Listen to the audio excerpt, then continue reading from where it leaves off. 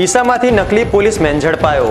વામના ટોભા ગામનો યુવક નકલી પોલીસમેન બની લોકોને લૂંટતો હોવાની બાતમીના પગલે ડીસા દક્ષિણ પોલીસે નકલી પોલીસમેનને દબોચી હાથ ધરી આકરી પૂછપરછ।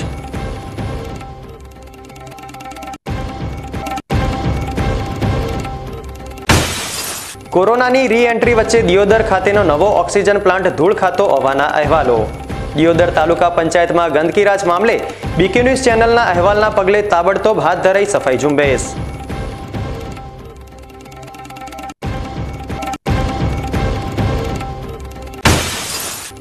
ડીસાના માલગઢ ગામના યુવકે વ્યાજખોરના ત્રાસથી આપઘાતનો પ્રયાસ કરતા ચકચાર।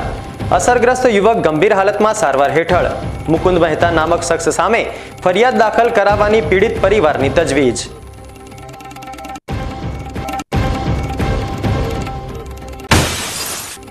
સુરત, લંડન અને દિલ્હી બાદ ડીસામાં સાડી દિવસની ગૌરવપૂર્ણ ઉજવણી।